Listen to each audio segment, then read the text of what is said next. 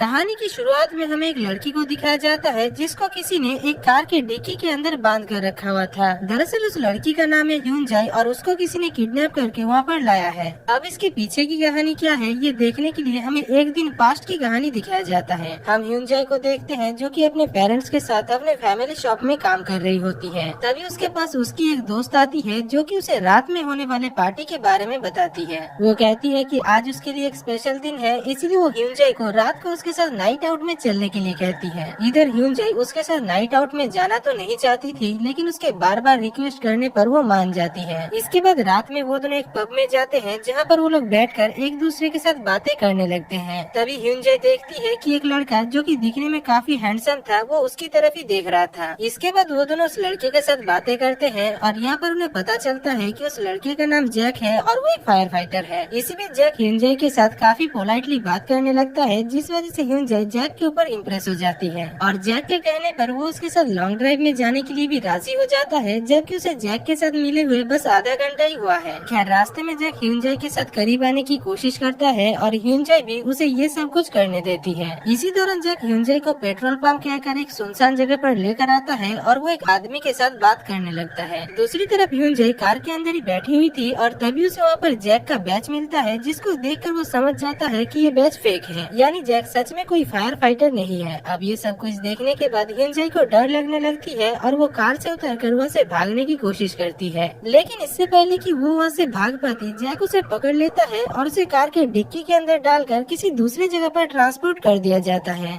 इसके बाद ह्यूनजाई जब होश में आता है तभी उसे ड्रग देकर फिर से बेहोश कर दिया जाता है और उसे एक आइसोलेटेड रूम में ले जाकर उसके सारे कपड़े उतार दिया जाता है और उसके पैर में एक एंकलेट बांध दिया जाता है जिसमें कि जीपीएस लगा हुआ था। इसके बाद अगले दिन ह्यूनजाई जब होश में आती है तभी वो देखती है कि वहाँ पर उसकी तरह ही और भी कई सारी लड़की मौजूद थे, जिनको भी उसी की तरह ही यहाँ पर किडनैप करके लाया गया है। इसी बीच ह्यूनजाई को पता चलता है कि वहाँ पर जितनी सारी लड़कियाँ मौजूद है उन सभी को प्रोस्टिट्यूट बनाया जाएगा। अब इस काम के पीछे जिस ग्रुप का हाथ है उस ग्रुप के लीडर का नाम है बॉब, जो कि एक पुलिस ऑफिसर है और साथ ही साथ वो पार्ट टाइम में ड्रग बेचने का काम भी करता है। दरअसल सरकार उसे इतना सैलरी नहीं दे पाता जितना उसका खर्चा है, इसीलिए लड़की और ड्रग जैसे छोटे मोटे चीजों को बेचकर अपना पेट पालता है। साथ ही साथ हमें ये भी पता चलता है कि उसके इन सारे होनहार कामों में जैक उसकी मदद करता है। खैर इसके कुछ देर बाद बॉब ह्यूनजाई के पास जाता है और उससे कहता है कि वो काफी कम उम्र की है, इसीलिए उसे प्रोस्टिट्यूट बनाया जाएगा ताकि वो ज्यादा से ज्यादा क्लाइंट को खुश कर सके। साथ ही साथ वो ह्यूनजाई को ये भी कहता है कि वो अगर उसके साथ कोऑपरेट नहीं करेगा तो वो उसकी फैमिली को जान से मार डालेगा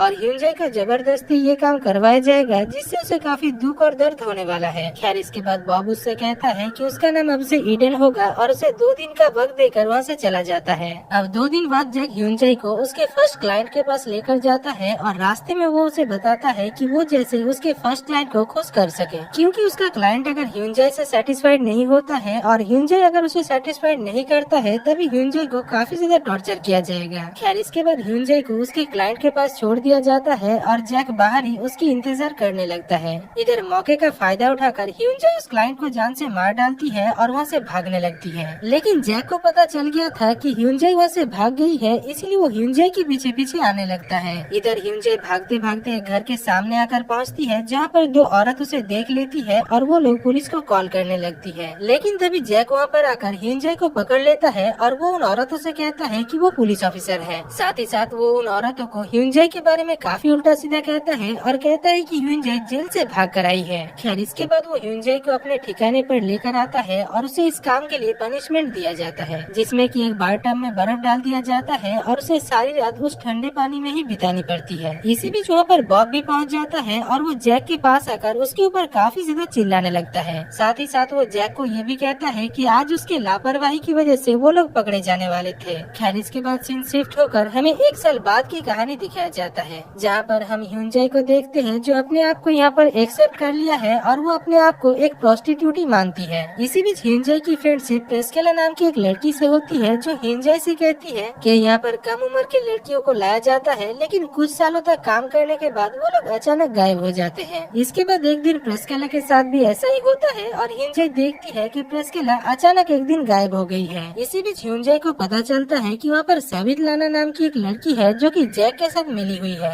एक दिन ह्यूनजाई देखती है कि सावितलाना के पास वही रिंग मौजूद है जो कि ह्यूनजाई को उसके डैड ने दिया था। अब उसे देखकर ह्यूनजाई सैवितलाना के साथ लड़ने लगती है और कुछ देर बाद जैक वहाँ पर आकर ह्यूनजाई को अपने साथ लेकर जाता है। इसके बाद जैक ह्यूनजाई को वो रिंग खाने के लिए कहता है और ह्यूनजाई को ना चाहकर भी वो रिंग निगलनी पड़ती है। इसी दौरान ह्यूनजाई जैक से कहती है कि उसे पता है कि जैक हर रोज यहाँ पर किसी न किसी लड़की को लेकर आता है, जिसके बदले में उसे काफी सारा पैसा मिलता है, लेकिन इससे उसे काफी ज्यादा मेहनत भी करना पड़ता है। इसीलिए ह्यूनजाई उसे ऑफर देकर कहती है कि वो उसके इस काम में उसे मदद कर सकती है, क्योंकि वो एक लड़की है और वो लड़कियों को किसी तरीके से कन्विंस करके उन्हें बर्बाद करने के लिए यहाँ पर ला सकती है। इधर ये सब कुछ सुनने के बाद जैक उसे अपने काम में तो रखना चाहता था, लेकिन उसे उसके ऊपर भरोसा नहीं होता। इसके कुछ दिन बाद हम देखते हैं कि जैक ह्यूनजाई को लेकर एक पार्टी में जाता है, जहाँ पर काफी सारे क्लाइंट आए हुए थे। इसी दौरान वहाँ से दो लड़की भागने की कोशिश करती है और ह्यूनजाई जैक के साथ उन लड़कियों को पकड़ने में मदद करती है, जिस वजह से जैक ह्यूनजाई के ऊपर इम्प्रेस हो जाता है और उसे अपने ऑफिस के काम में रख लेता है, जहाँ पर उसे क्लाइंट के साथ मीटिंग फिक्स करना और वहाँ पर हुई हरकतों के ऊपर नजर रखने का काम दिया जाता है। इसके बाद अगले ही दिन जैक ह्यूनजाई को लेकर दो लड़कियों की डेड बॉडी को डिस्पोज करने के लिए एक नदी के पास जाता है। थोड़ी देर में वहाँ पर बॉब भी पहुँच जाता है और वो जैक का मजाक उड़ाता है और उसके फैमिली मेंबर्स को भी उल्टा सीधा कहने लगता है, जिस वजह से जैक बॉब के ऊपर हमला करके उसे जान से मार डालता है और उसे भी उसी नदी में फेंक देता है। इसके बाद अगले दिन जैक और ह्यूनजाई एक लड़की को लेकर एक क्लाइंट के घर जाता है, जहाँ पर पहुंचकर ह्यूनजाई प्रेसिका को देखती है, जो कि एक रूम में बंद थी और वो प्रेग्नेंट थी। इसीलिए वो प्रेसिका के पास आकर उससे बात करती है और प्रेसिका उसे बताती है कि ये बच्चा एक फॉरेनर का है और ये बच्चा होते ही वो फॉरेनर उसे लेकर जाएगा।